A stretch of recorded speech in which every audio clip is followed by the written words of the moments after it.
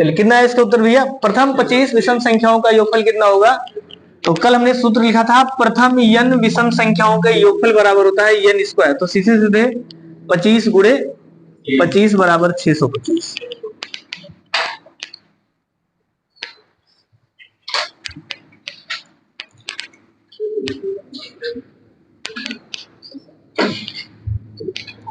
अगला सवाल लिखिए, 1 -2 +3 -4 +5 -6 ऐसे लिखा है, +99 बराबर कितना होगा।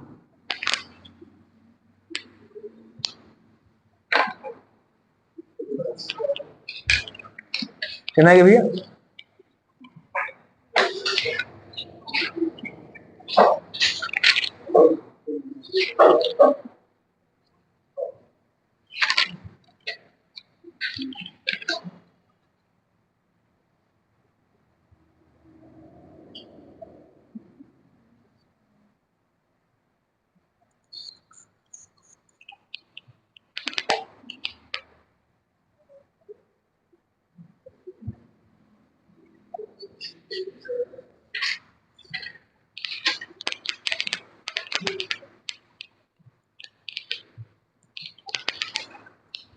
इसमें सम और विषम दोनों संख्याएं हैं ना, तो सम वाले को अलग कर लीजिए, विषम वाले को अलग कर लीजिए, ये काम करना है। इसे इसको हम अलग अलग लिख सकते हैं कि नहीं लिख सकते, इसको हम लिख सकते हैं 1 +3 +5 +7 ऐसे आएगा, और ये विषम संख्या अंतिम ही लिखा है, इसका मतलब +99 ये लिखेंगे ना। इसमें से किसको जोड़ना है भैया, इसमें आपको जोड़ना है कितना, -2 -4 -6 यही तो है ना। तो अगर हम माइनस कॉमन ले लेते हो जाएगा +2 +4 +6 +8 कहां तक, +98 तक, और 99 अगर लिखा है तो +98 ये तो होगा ना। सम को अलग कर लिए, विषम को अलग कर लिए। अब 1 से 99 तक की विषम संख्याओं को जोड़ना है, तो 1 से 99 तक अगर विषम संख्या जोड़ेंगे तो क्या पद आएगा, 1 से 99 तक की संख्या में कितनी संख्याएं विषम है, कितनी है, 50 50 है ना। अरे 100 तक की गिनती में 100 संख्या होता है, आधा सम आधा विषम, ये तो होगा। तो 99 तक अगर लिखा है इसका मतलब 50 संख्या विषम है। एक एक छोड़ के लिखा है ना, अगर 100 तक लिखे हो तो पूरा 100 होता, तो अगर एक एक छोड़ दिए हैं तो 50 संख्या है। इसका योग निकालना है, तो योग निकालने का फार्मूला क्या था, सीधे सीधे 50 संख्या है तो प्रथम n विषम संख्याओं का योगफल n स्क्वायर यानी 50 का स्क्वायर माइनस ये सम संख्या लिखा है 2 से लेके 98 तक, इसमें कितनी संख्या है, 2 से 98 तक लिखा तो क्या संख्या है, 49, क्योंकि अगर 100 तक लिखा होता तो 50 हो जाता, तो 49 संख्या है।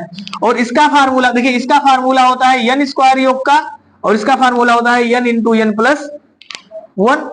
तो अगर 49 है तो 49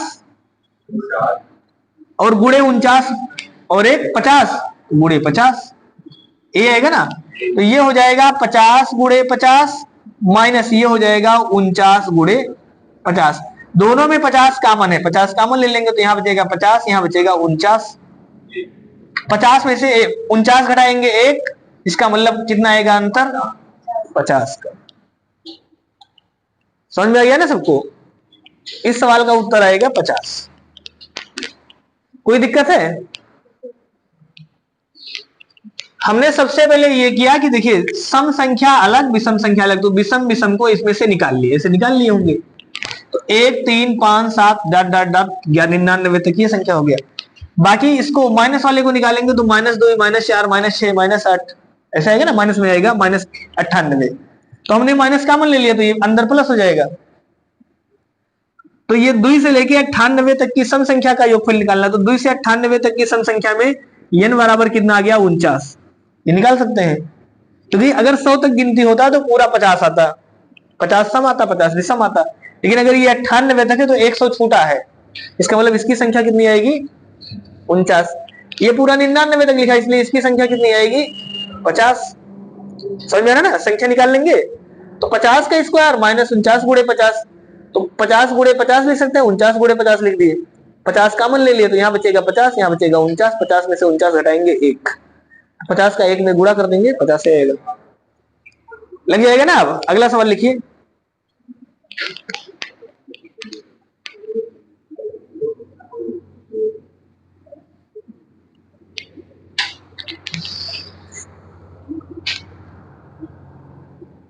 लिखिए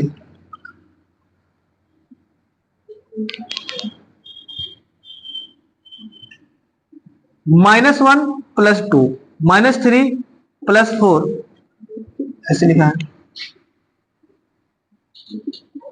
+40 योग कितना होगा?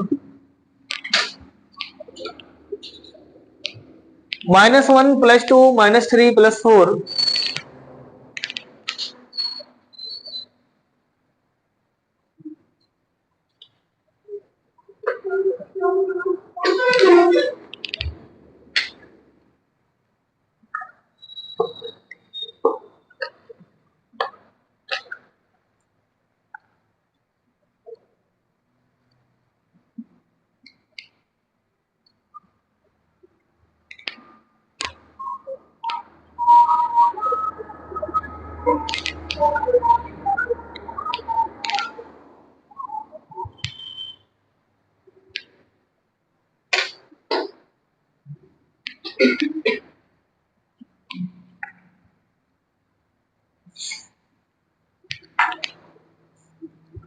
इसमें भी सम और विषम अलग कर लेना है।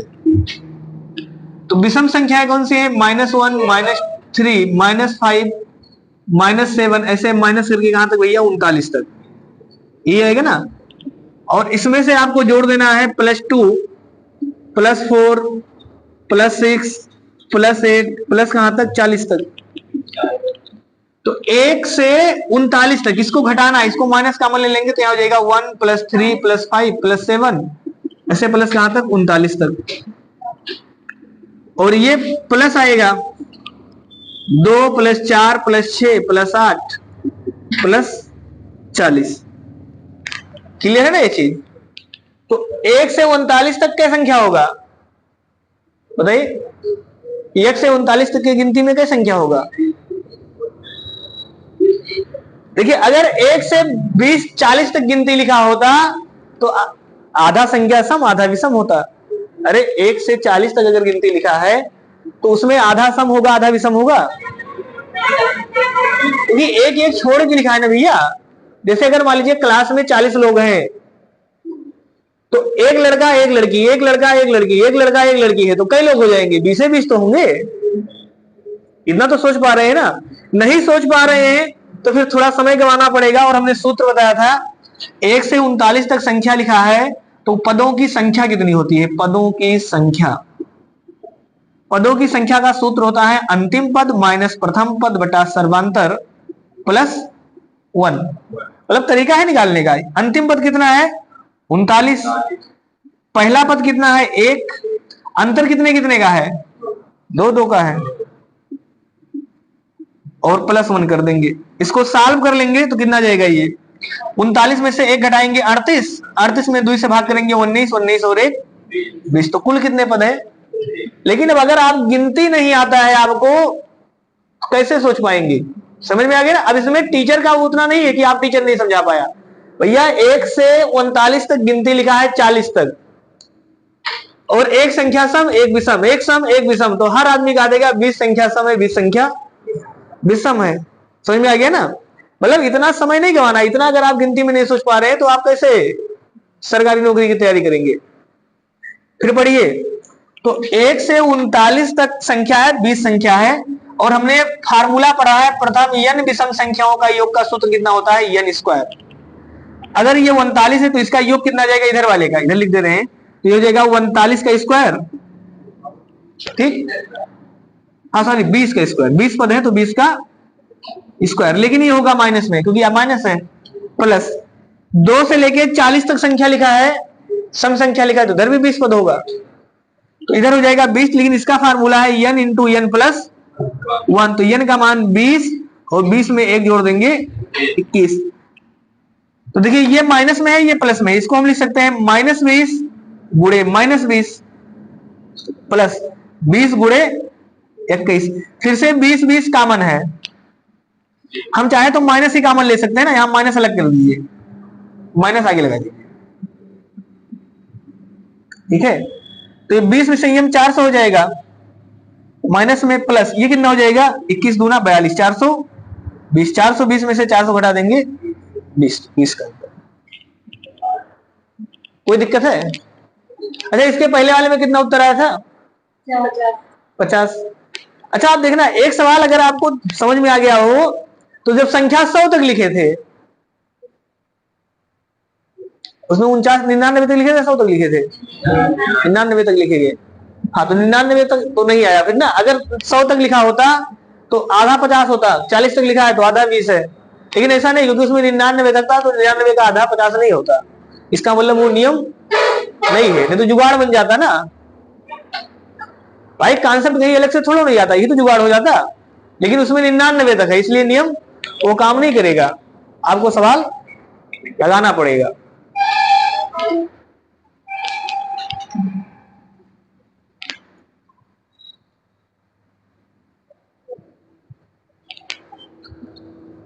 जोड़ लेंगे ना सब लोग अब?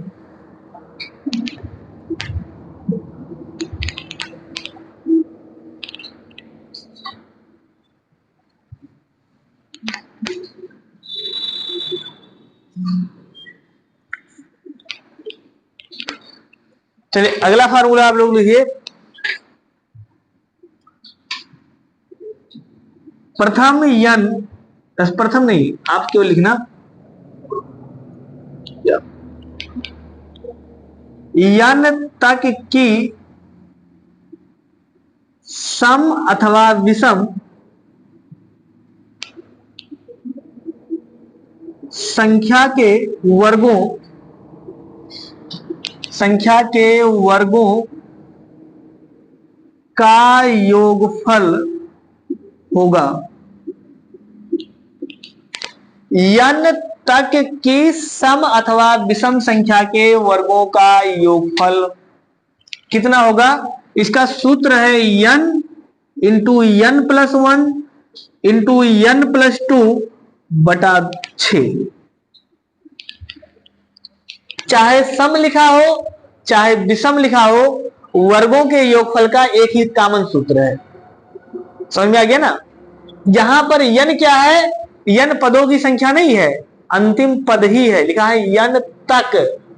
n तक का मतलब जैसे हमने कहा 17 तक की विषम संख्या जोड़िए, इसका मतलब n का मान 17 है। समझ में आ गया ना? पद नहीं निकालना है, अब सीधे सीधे क्या कर देना है, अंतिम पद निकाल लेना है, और अंतिम पद सवाल में दिया होगा, नहीं दिया होगा तो निकाल लेंगे। समझ में आया ना सबको? लिखिए क्वेश्चन, सम और विषम दोनों पे लागू हो गए सूत्र। 20 तक की सम संख्याओं के वर्गों का योगफल होगा। अब 20 तक की सम संख्याओं के वर्गों का योगफल का मतलब सिर्फ 2 से जोड़ा जाएगा। समझ में आ गया ना? 2 के नीचे काउंट नहीं करेंगे, नहीं तो आप अज्ञात आ जाएगा उत्तर।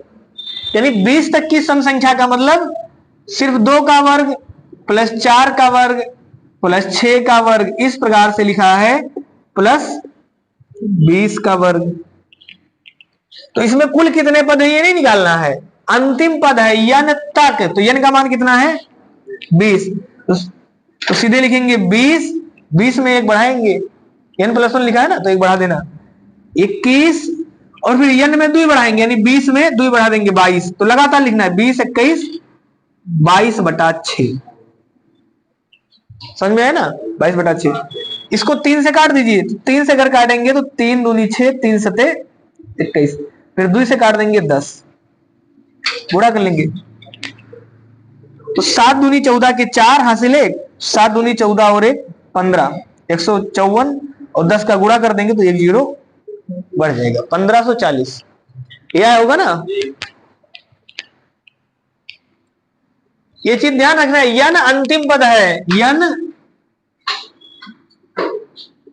अंतिम पद है। अब अगर आपसे कहेगा सम तो यन सम होना चाहिए, कहेगा विषम तो यन विषम होना चाहिए। जैसे हम अगर यही सवाल लिखते 20 तक की विषम संख्याओं का योगफल बताइए वर्गों की, तो क्या यन का मान 20 लिखते? नहीं। विषम कहां, कौन सा है अंतिम? 20 तक की संख्या में अंतिम विषम कौन सा है? 19। तो फिर यन का मान 19 लिखते, भले से यहां 20 लिखा है। हमें कौन सा लिखना है? विषम कहेगा तो विषम लिखना है, सम कहेगा तो सम लिखना है। कोई दिक्कत है? यानी यन क्या है? अंतिम सम या विषम पद है। जहां पर यन क्या है? यन अंतिम, हम ऐसे लिख दें यन अंतिम सम अथवा विषम पद है। लिखिए दूसरा सवाल लिखिए।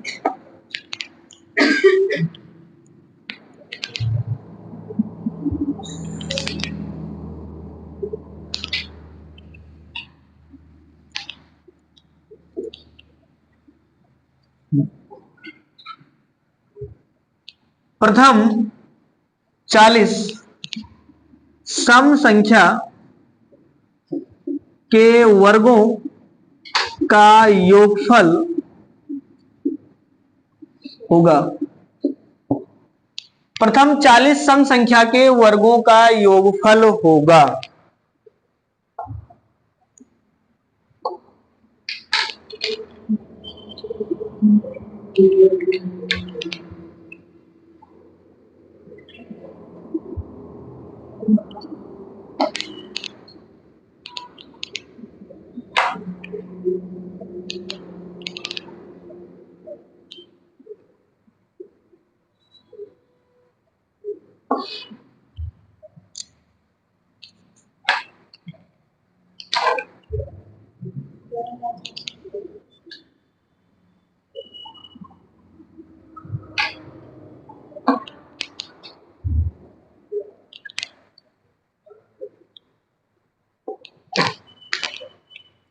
प्रथम 40 सम संख्या के वर्गों का योगफल होगा। कितना आएगा? तो वर्गों का योगफल पूछा है, 40 सम संख्या, अंतिम पद कौन सा है? चलसय है। तो सूत्र क्या है? यन, यन प्लस 1 यन प्लस 2 बटा 6। ये तो लिखेंगे। यन का मान कितना लिखेंगे इसमें? बताइए। 40 लिखेंगे, बस लिख देना। 40 में 1 बढ़ाएंगे फिर 2 बढ़ाएंगे, तो 40 गुणे 41 गुणे 42 बटा 2 6। इसको आप देखिए 6 सते 42, हाँ 6 से डायरेक्ट हो जाएगा, तो 6 सते 42 गुणा कर लेना है। तो 4 सते 28 280 गुणे 41 गुणा कर लीजिए। तो 28 में अगर हम 41 का गुणा करेंगे तो 1 अट्ठे 8 और 1 दुआई 2 2 आ जाएगा, और 8 चौक 32 32 और 2 34 के 4 हासिल 3 4 दूनी 8 8 3 ये आया उत्तर 1100 एक जीरो और 11,480। कर लेंगे ना गुणा सब लोग? कितने लोग ऐसे गुणा कर लेते हैं? मतलब जैसे गुणा करने का मतलब ऐसे एक लाइन में, हमने एक के लाइन में लिख दिया है ना, कर लेते हैं सब लोग? बताइए ईमानदारी से बताना। ईमानदारी का मतलब जैसे हमने एक के लाइन में किया है ना, ऐसे तो कर लेंगे कि 1 अट्ठे 8 1 दुआई 2 फिर 8 चौक 32 के 2। बात समझ में आया ना? ये वाला तो सभी जानते हैं, बच्चे भी जानते हैं। जैसे हमने किया था 28 गुणे 41 का एक के लाइन में गुणा। अरे हाँ या ना तो बोल सकते हैं ना? हाँ तो बोलना चाहिए था कि हम नहीं जानते हैं, तो हम बताएंगे। देखिए एक लाइन में कैसे करते हैं, तो बिल्कुल आसान है। कैसे करना है? ऐसे मान लीजिए एक बार ऐसे सीधा सीधा गुणा करना है, 1 अट्ठे 8 कर दिए। अब क्या करना है? ऐसे तिरछा गुणा करना है इन दोनों का, इधर का इधर, इधर का इधर। 1 दुआई 2 2 नहीं लिखेंगे, 2 अलग लिखेंगे, मतलब मन में लिखेंगे, अलग लिख दीजिए। फिर 8 चौक 32 32 और 2 तो 34 के 4 लिखेंगे हासिल 3। मतलब इधर का गुणा इधर, इधर का गुणा इधर करके, समझ में आ गया ना? दोनों को जोड़ देंगे, उसके बाद लिख देंगे हासिल जो आएगा उसको अंतिम में। फिर सीधा सीधा गुणा, 4 दूनी 8 8 3 11। मतलब पहले सीधा गुणा, फिर तिरछा गुणा, फिर सीधा गुणा। समझ में आया ना, एक लाइन में हो जाएगा। से कोई संख्या है, मान लीजिए हमने कहा दिया 15 गुणे कुछ भी संख्या लीजिए, 22 लिखा है, तो सबसे पहले सीधा गुणा, 5 दूनी 10, 10 के शून्य हासिल एक। अब तिरछा, 1 2 2, 5 दूनी 10, तो 10 और 2 12, 12 और 1 13 के 3 हासिल एक, फिर 2 1 कम 2, 2 और 1 3। समझ में आया? सबसे पहले सीधा, फिर तिरछा, फिर सीधा।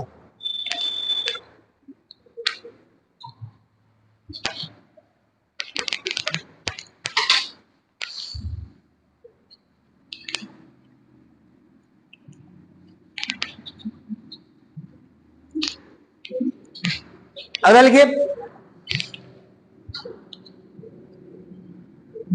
अगला क्वेश्चन लिखिए भैया, प्रथम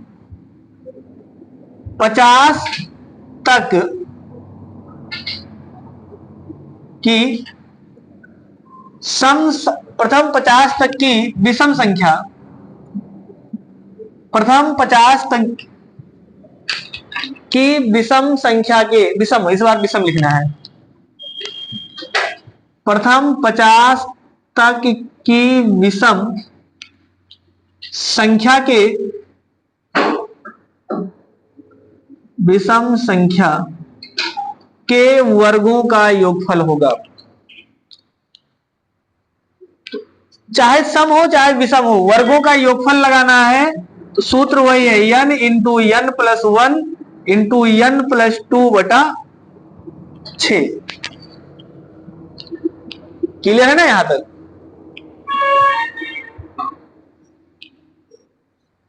तो n का मान कितना लिखेंगे इसमें? 50 नहीं लिखेंगे, सम, हमने यहां सम लिखा है ना, तो 50 तो सम संख्या है, इसलिए कौन सा लिखेंगे? 49। मतलब चाहे यहां हम 49 लिख दें, बात समझना, यहां 49 लिख देंगे तो 49 लिखा जाएगा, और 50 लिख देंगे तो भी 49 लिखेंगे, क्योंकि विषम संख्या लिखना है भैया। 50 सम है ना, इसे क्लास में सब लोग बैठे हो, हमने कहा सिर्फ लड़कों को गिनिए, तो लड़कियों से कोई मतलब नहीं है, तो इसे हमने संख्या तो लिखा 50, लेकिन कहा खाली विषम, तो विषम 49 है ना, तो इसलिए 49 लिखेंगे। तो n का मान कितना है? 49, तो 49 गुणे 50 गुणे 51 बटा 6। अब फिर से इसको आप 2 से काट देंगे, तो 2 से काटेंगे आ जाएगा 3, ये हो जाएगा 25, और यहां 3 से काट देंगे तो 17 3 51, गुणा कर लेंगे तीनों का, 49 गुणे 25 गुणे 17, कितना आएगा भैया? तेज बोलिए। 20,825 यह है। बताइए जिसको ना समझ में आ रहा हो।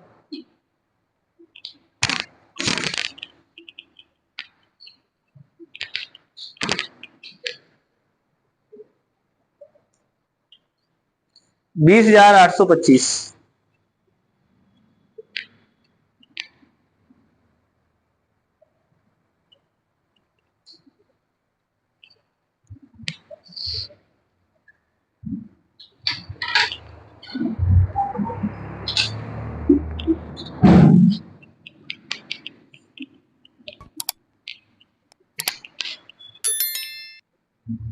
लिखिए, प्रथम 15 तक की विषम संख्या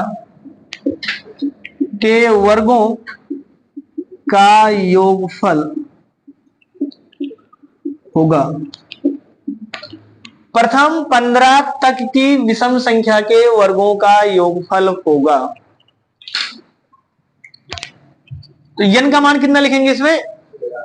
इसमें 15 लिखेंगे, विषम पूछा है ना, तो विषम पूछा तो n 15 विषम ही है, इसलिए 15 लिखेंगे। 15 गुणे 16 गुणे 17 बटा 6। हाँ, 2 से काटेंगे पहले, तो 2 3 6, ये हो जाएगा 8, फिर 3 से काट देंगे 5 बार, तो 8 पंचे 40 गुणे 17, 17 चौका 68, 680।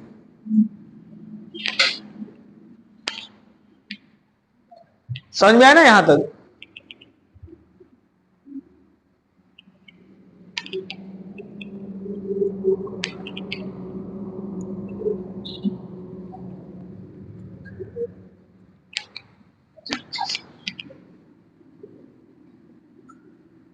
चलिए अगला सवाल लिखिए। 1 का स्क्वायर -2 का स्क्वायर प्लस 3 का स्क्वायर -4 का स्क्वायर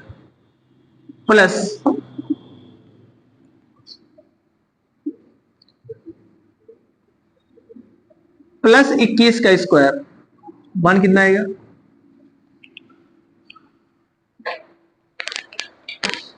ये सवाल उस दिन पूछा हो ना इसी टाइप का, अब लग जाएगा। सम और विषम अलग करके जोड़ दीजिए।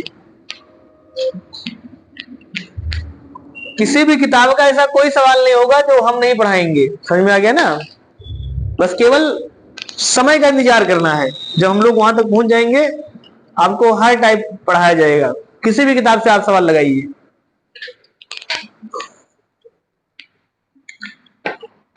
किसी भी एग्जाम की आप तैयारी करते हो आपको दोबारा नहीं पढ़ना है, चाहे आप उत्तर प्रदेश पुलिस का देना, चाहे आप उत्तर प्रदेश एसआई का देना, समझ में, चाहे आप आरआरबी का कोई भी एग्जाम देना, आरआरबी ग्रुप डी का पेपर दीजिए या आरआरबी एनटीपीसी का पेपर दीजिए,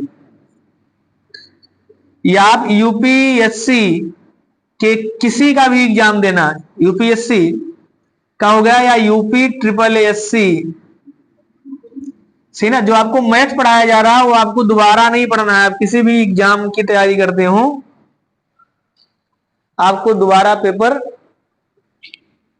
तैयारी नहीं करना है। ये फाउंडेशन बेस का मतलब ये होता है नींव मजबूत हो जाएगा एक ही बार में। ठीक है, तो सबसे पहले इसमें देखिए विषम विषम संख्या प्लस में है, ये तो है ना, 1 प्लस में है, 3 प्लस में है, फिर आगे 5 प्लस में होता, फिर 6 माइनस में होता, ऐसे होता।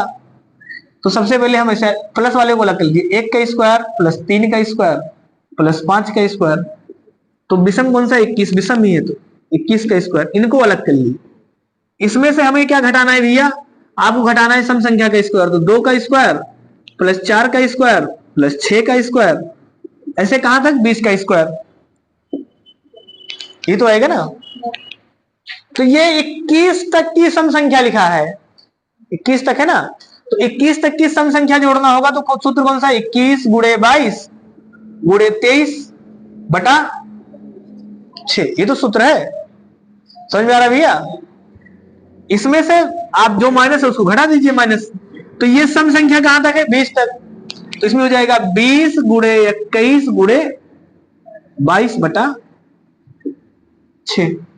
तो गुणा पूरा मत करिए आप, देखिए मतलब काटना चाहे तो काट दीजिए। चलिए काट दे रहे 6 से, तो पहले आप इसको 2 से काटेंगे तो 2 तिहाई 6 और ये आ जाएगा 11, फिर 3 से काटेंगे ये हो जाएगा 7, फिर इधर अगर 2 से काटेंगे ये हो जाएगा 3, ये हो जाएगा 10, फिर 3 से काटेंगे 7। तो आप एक चीज देखिए, 7 7 दोनों में कॉमन है और 11 भी कॉमन है, 11 दूना 22 होता है।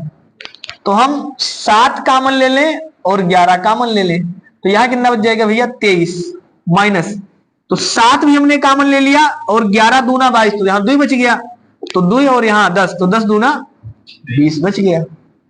तो ये 11 से 77 गुणे 23 में से 20 घटाएंगे 3, गुणा कर लेंगे, तो 7 त्रिक 21 210, 7 त्रिक 21, तो 210 में 21 जोड़ देंगे 231।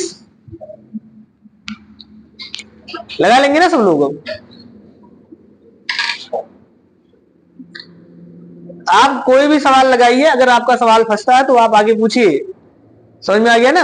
अगर चैप्टर क्लास में पढ़ाया जा रहा है, जैसे मान लीजिए इस समय हम लोग नंबर सिस्टम पढ़ रहे हैं, तो वो सवाल आप क्लास में ही पूछ लीजिए। लेकिन अगर वो चैप्टर खत्म हो चुका है, सही ना, तो फिर वो सवाल आप बाहर पूछिए, क्योंकि अगर वो सवाल आप पूछेंगे तो उससे सभी बच्चे डिस्टर्ब होंगे। और अगर वही टॉपिक का सवाल है जो पढ़ाया जा रहा है, या मान लीजिए पढ़ा चुके हैं लेकिन चैप्टर वही है, तो वो सवाल भी आप क्लास में पूछिए।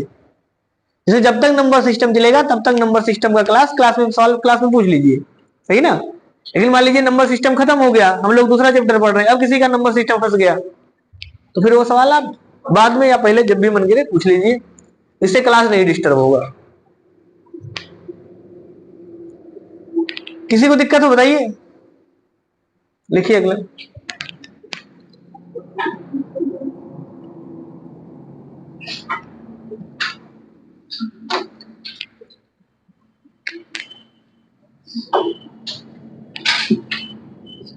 अगला लिखिए 2 का स्क्वायर माइनस 1 का स्क्वायर प्लस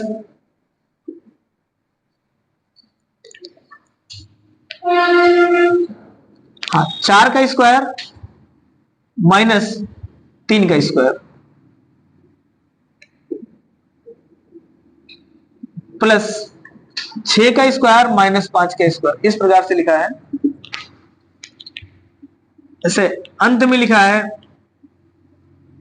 माइनस 11 का स्क्वायर, मान कितना होगा?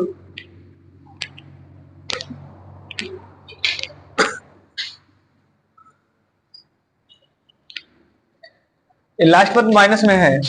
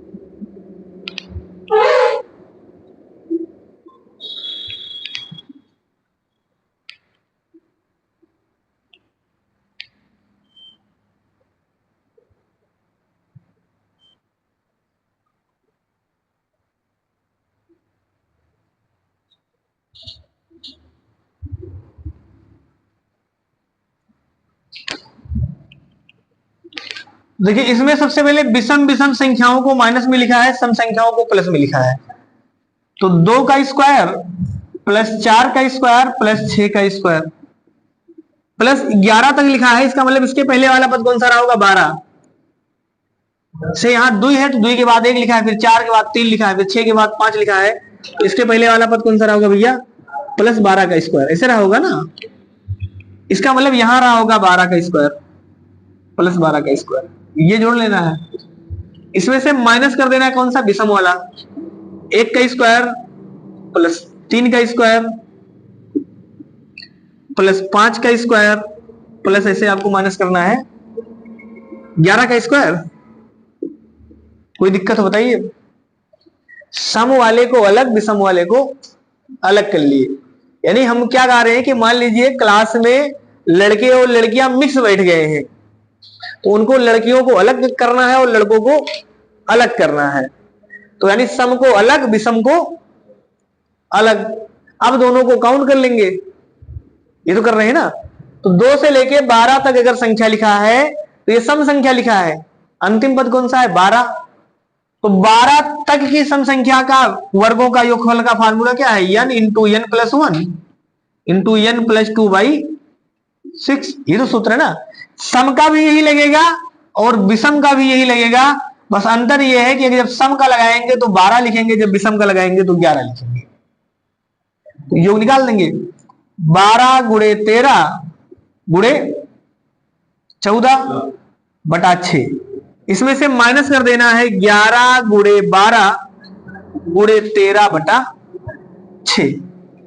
तो एक चीज आप देखिए, 12 13 यहां भी है, 12 13 यहां भी, 6 यहां भी है, 6 यहां भी है। तो आप चाहे तो काट दीजिए, 6 दूनी 12 और 6 दूनी 12। तो 13 दूना 26 यहां है तो 26 कॉमन ले लेंगे, तो यहां बच जाएगा 14। और यहां 13 दूना 26 कॉमन ले ले तो यहां कितना बचेगा? 11। तो ये आपका हो जाएगा 26 गुणे 14 में से 11 घटाएंगे 3, 25 3 75 3 78।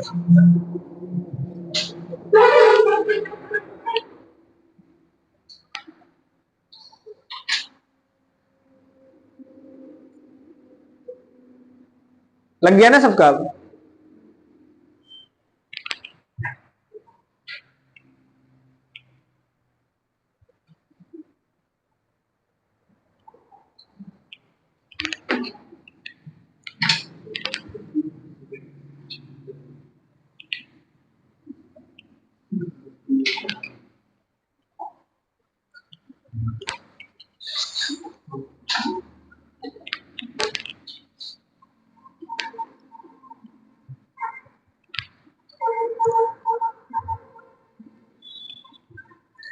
बताइए किसी को अगर यहां तक दिक्कत है तो। अगला संख्या आप लिखिए, परिपूर्ण संख्या।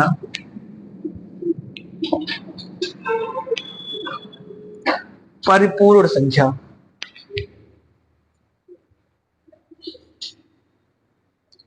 परिपूर्ण संख्या कौन सी होती है?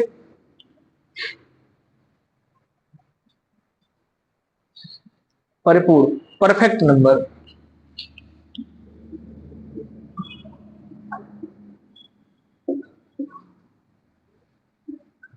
परफेक्ट नंबर कौन सा होता है? किसी को पता है सबसे छोटी परिपूर्ण संख्या कौन सी है? नहीं सुनिए परिपूर्ण संख्या। चलिए लिखिए परिपूर्ण संख्या क्या होता है, समझिए। देखिए किसी भी संख्या के गुणनखंड का योगफल यदि किसी संख्या के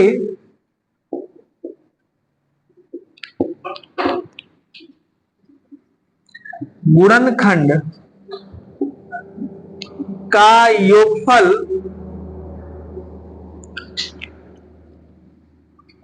उस संख्या के 2 गुने के बराबर है तो वह संख्या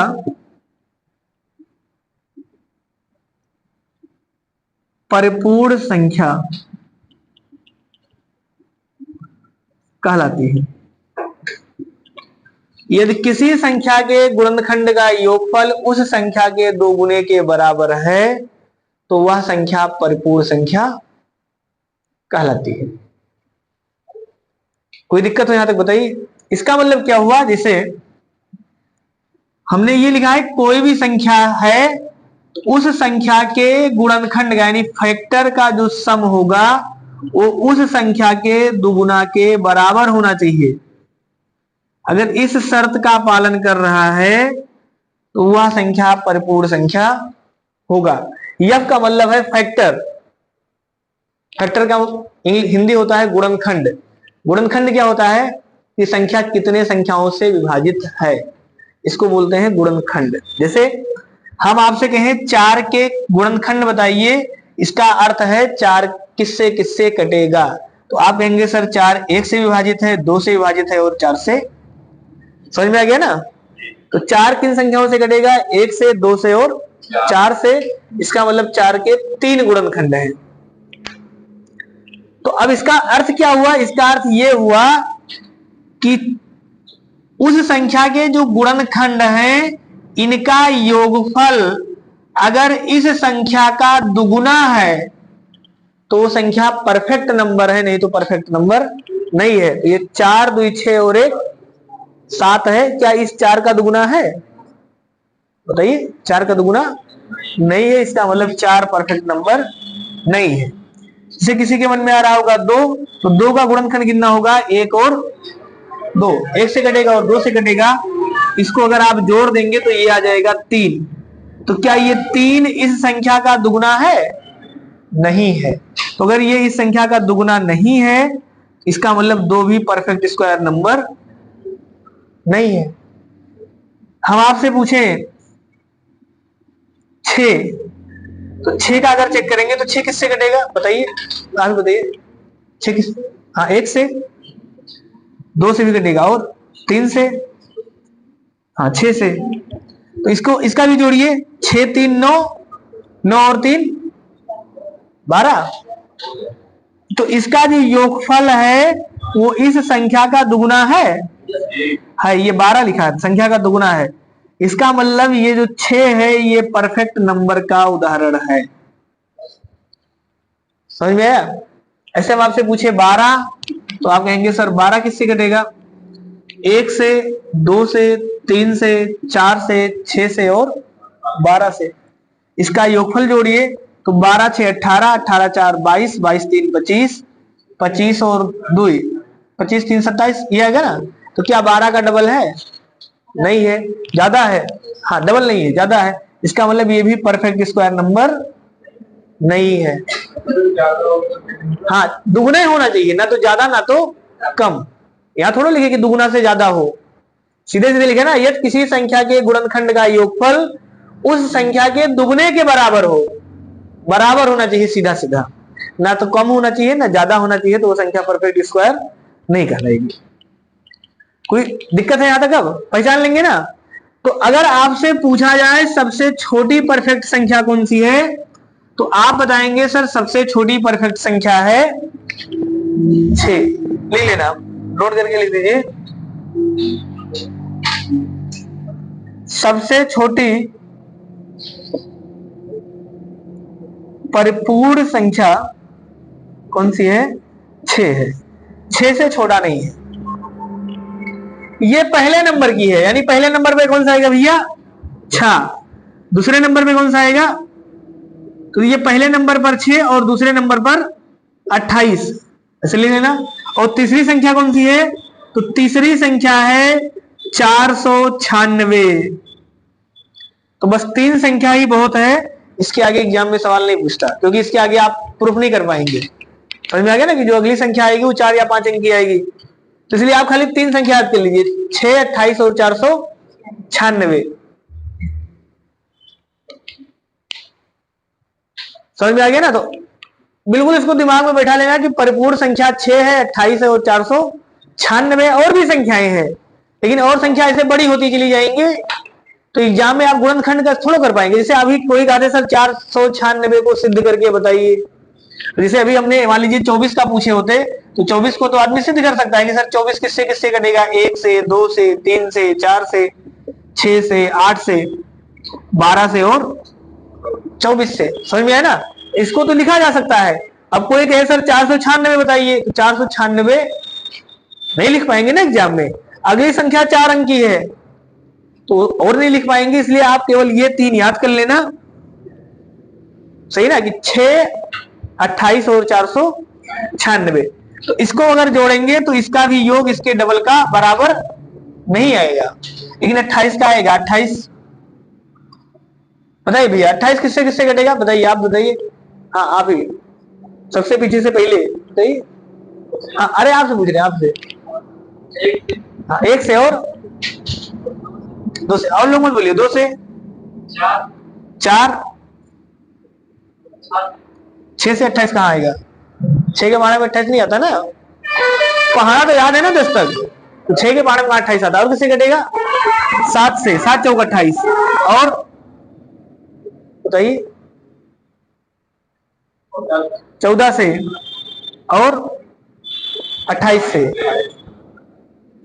अब अगर इसको आप जोड़ेंगे, देखिए 28 तो 28 ही है, 14 और 7 21, 21 4 25, 25 3 28, 28 ही 28 ही 28 28 56। संख्या का दुगुना हो गया ना, इसका मतलब 28 है। समझ में आया ना सबको? तो बस परिपूर्ण संख्या में इतना ही पढ़ना है, इसमें योग गुणनफल ये सब नहीं पूछेगा। समझ कि नीचे सीधे सीधे सवाल कैसे आएगा कि निम्नलिखित में से कौन सी परफेक्ट नंबर है। तो बस आप इतने ध्यान रखना कि 6, 28 और 496 है। समझ में आ गया ना? इसके अलावा फिर 3 अंक में कोई नहीं, फिर 3 अंक से बड़ी संख्याएं हैं।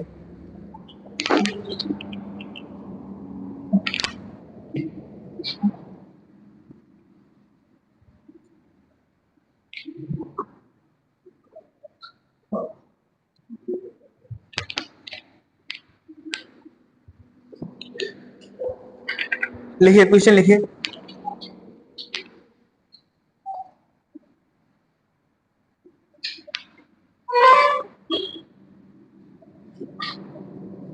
क्रमागत 5 क्रमागत 5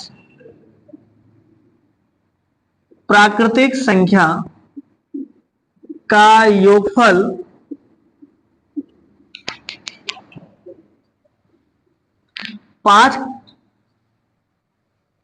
क्रमागत 5 प्राकृतिक संख्याओं का योगफल 75 है। तो सबसे बड़ी तथा सबसे छोटी संख्या होगी।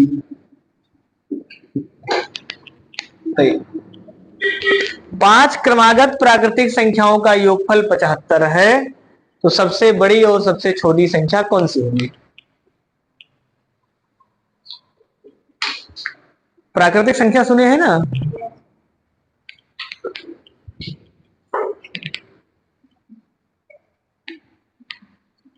जितना पढ़ाया जाए उतना धीरे धीरे याद करते रहिए।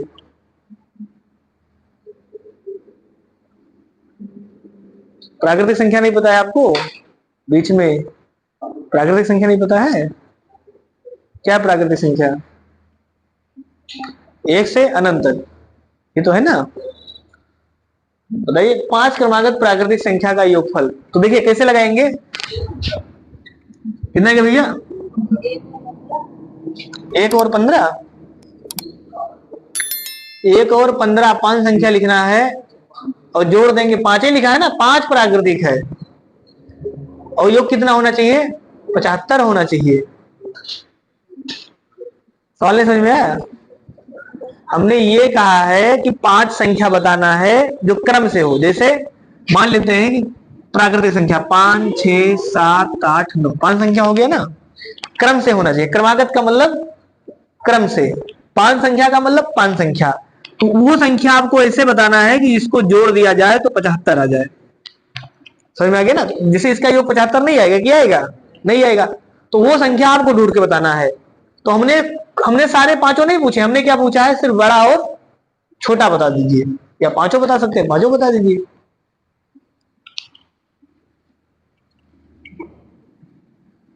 आप लोग मेहनत नहीं करते भैया, इस हिसाब से मेहनत नहीं होगा।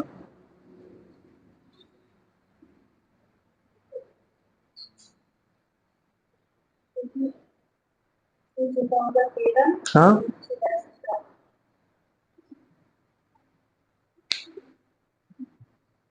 देखिए कैसे लगाएंगे, समझिए। सबसे पहले हम बेसिक बता रहे हैं। हम मान सकते हैं, माना सबसे छोटी संख्या कौन सी है? सबसे छोटी संख्या है यक्स, लिख सकते हैं। समझना, सबसे छोटी संख्या कौन सी है? यक्स। यक्स का मतलब ये पहले नंबर की संख्या है। तो दूसरी संख्या कौन सी होगी? बताइए दूसरी संख्या कौन सी होगी? यक्स प्लस 1 तो होगा ना भैया। क्रमागत का मतलब अगर एक यक होगा से क्रमागत, अगर हमने कहा 1 10 तो अगला 11 होगा, फिर 12 होगा, फिर 13 होगा, फिर 14 होगा। तो अगली संख्या कब आएगी? अगर छोटी 10 तो अगली 11 कैसे आया है? यक जोड़ने पर ही तो आएगा। इसमें आप लोग चौंके गए हैं। अगर सबसे छोटी संख्या 15 तो अगली संख्या कैसे आएगा? तो यक जोड़ने पर ही आएगा। तो अगर पहली संख्या यक्स तो अगली संख्या कौन सी हो जाएगी? X plus 1। इसके बाद वाली तीसरी संख्या कौन सी हो जाएगी? अब कैसे आएगा? अरे अगर पहली संख्या 10 तो दूसरी तीसरी संख्या कैसे आएगी? 2 जोड़ने पर आएगा। फिर एक बढ़ा दीजिए तो कहेंगे ना, इसमें एक और बढ़ा दीजिए, 2 आ जाएगा। चौथी संख्या कौन सी आ जाएगी? तो अब एक और बढ़ा देंगे, यक्स प्लस।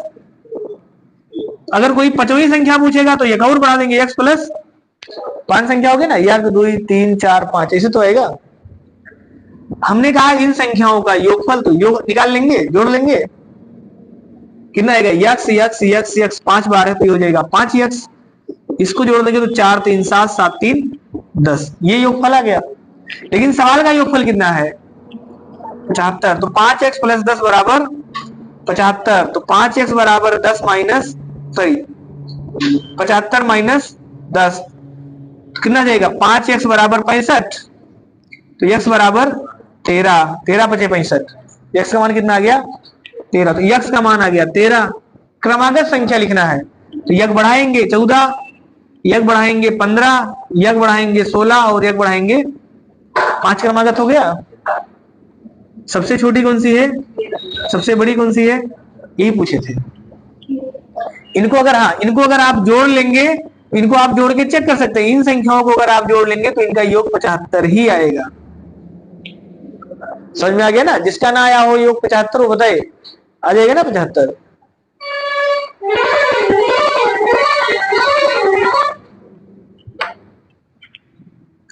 जिसको मैथ से डर लगता है उसको भी सिखा देंगे, बस केवल उसके अंदर भी प्रतिज्ञा होनी चाहिए।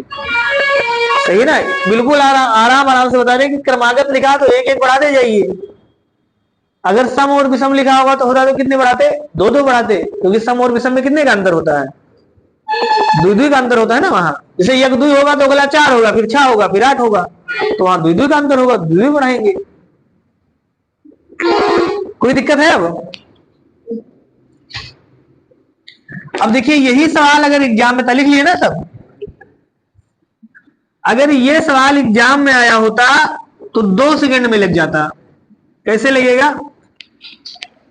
क्या पांचों क्रमागत संख्याएं समांतर श्रेणी में होंगी? समांतर श्रेणी पढ़ाए हैं, क्रमागत का मतलब क्रम से लिखा है, समांतर श्रेणी में होगा। तो एक चीज आप ध्यान रखना, हमने समांतर श्रेणी पढ़ाया था तो भी बताया था और आज फिर से बता दे रहे हैं, समांतर श्रेणी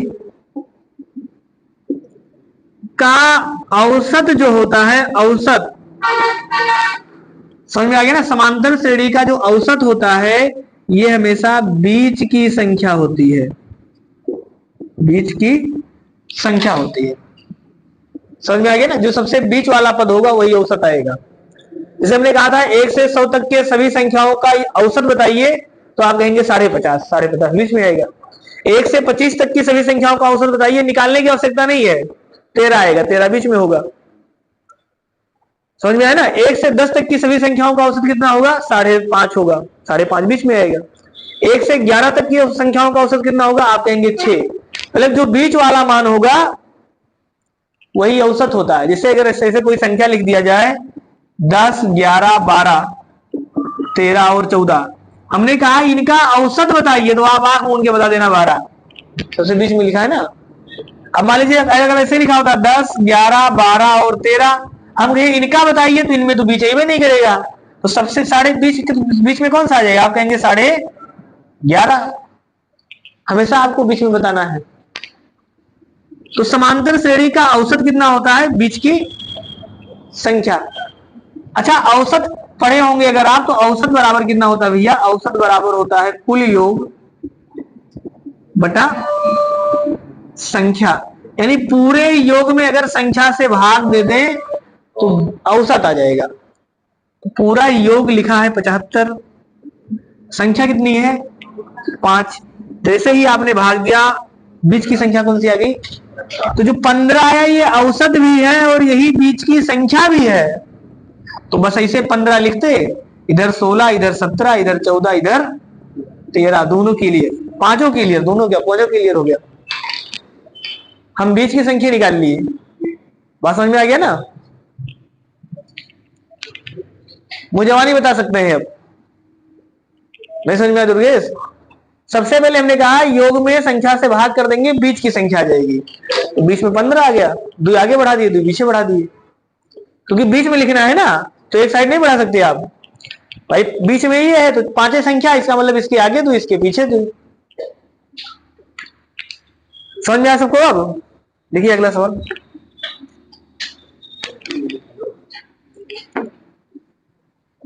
अगला लिखिए 8 नहीं, आप लिखिए 9। क्रमागत 9 प्राकृतिक संख्याओं का योगफल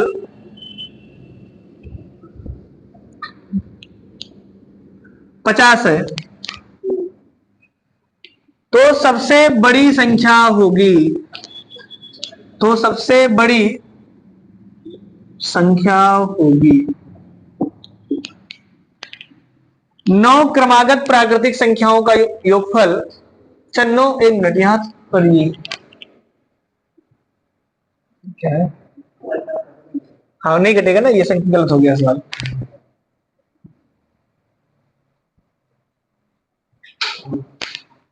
450 अभी भी 450, 9 क्रमागत प्राकृतिक संख्याओं का योगफल 450 है, तो सबसे बड़ी संख्या कौन सी होगी? तो सीधे सीधे हम बीज की संख्या निकाल लें। बीज की संख्या, तो बीज की संख्या कितनी हो जाएगी? 450 बटा 9। 9 से काट देंगे, 9 बचे 45, 50 आ गया। इसका मतलब 50 कहां है? बीच में। तो आप बताइए, अगर 50 बीच में है, कुल कई संख्या लिखना है भैया? 9। तो नीचे ऊपर लिखना पड़ेगा 4 4। तो 4 ऊपर लिख दीजिए, 4 नीचे लिख दीजिए। तो 4 नीचे लिखेंगे तो एक हो जाएगा 51, 52, 53 और 54। सबसे बड़ी 54 है, सबसे बड़े पूछा है, छोटा पूछा ही नहीं, तो छोटा लिखने की आवश्यकता नहीं है। अगर छोटा भी पूछा होता तो एक 49, एक 48, एक 47 और एक 46। यानी हमने 9 का 9 निकाल लिया, कुछ भी पूछे। अब समझ में आ गया ना? तो बेसिक लगाएंगे तो फिर से वही लिखेंगे, माना पहली संख्या x, फिर x + 1, x + 2, x + 3। लंबा प्रोसेस हो जाएगा। फिर वो कक्षा 3 का तरीका होगा। कक्षा 3 में और कंपटीशन में इतना अंतर है कि यहाँ समय का महत्व है। तो कॉन्सेप्ट अगर आपका क्लियर है तो समय का कम नहीं पड़ेगा, समय बच जाएगा।